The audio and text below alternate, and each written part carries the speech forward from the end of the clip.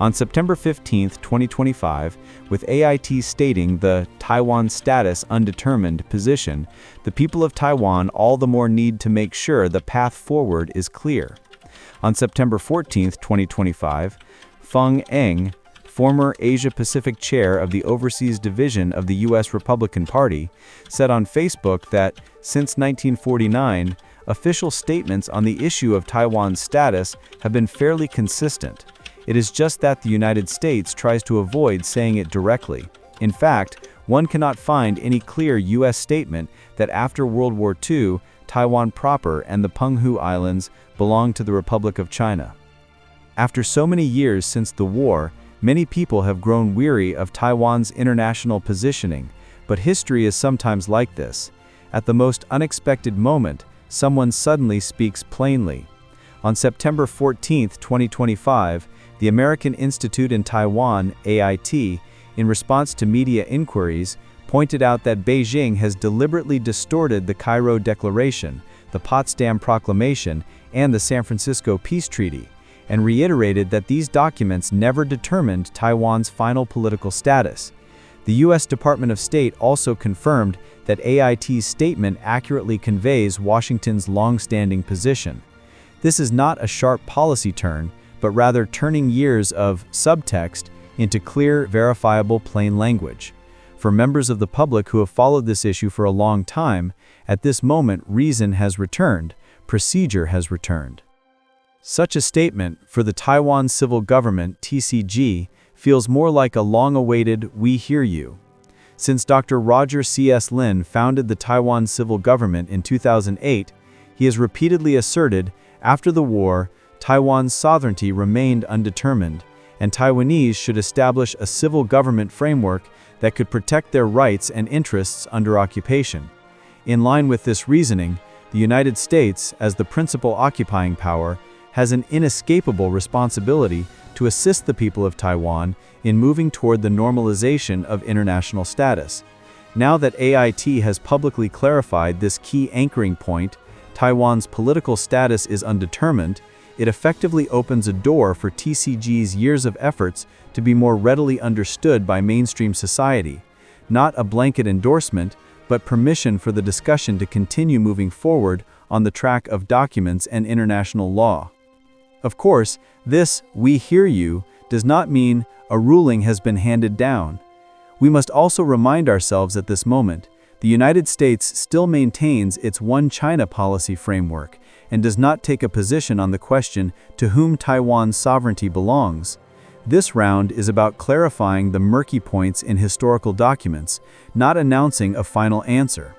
In other words, U.S. administrative agencies intend not yet to resolve the question of Taiwan's status, just as in the lawsuit in which Dr. Roger C.S. Lin sued the U.S. government on behalf of the Taiwan civil government. The answer obtained was that AIT helped us wipe the table clean.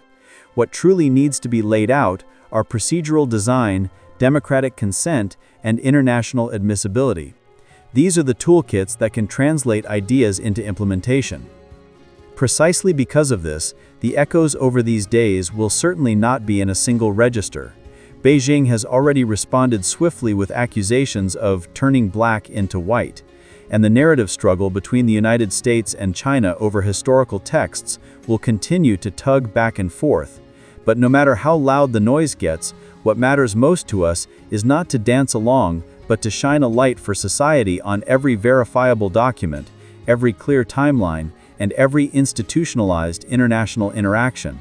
Let evidence speak, let procedure persuade. This is where TCG can demonstrate professionalism and patience. Back in Taiwanese society itself, we also need at this moment to give one another a bit of patience and confidence. Although the founders of the Taiwan civil government, the husband and wife, are being subjected to fabricated accusations designed to orchestrate judicial persecution, it is not difficult to imagine the purpose of this baseless charge against Dr. Lin and his wife. One aim is undoubtedly to conceal the theories discovered and substantiated by Dr. Lin. Among these are internal traitors within the organization who, in order to seize Dr. Lin's resources, used prosecutorial and investigative bodies to commit perjury and harm Dr. Lin and his wife. Some went on to form political parties, to seize discourse, to seize websites, to seize registered logos, and even style themselves as chairs. But these crude acts, along with indictments and a first-instance judgment that have no connection, have pushed this case toward judicial persecution. As early as 2006, in the lawsuit Dr. Roger C.S. Lin brought in the United States on behalf of the people of Taiwan, a clear and definite answer had already been obtained. The United States also unambiguously gave the truths that the people of Taiwan needed to know, except that it was necessary to wait for U.S. administrative authorities to decide Taiwan's status before Dr. Lin and his followers' demands could be granted.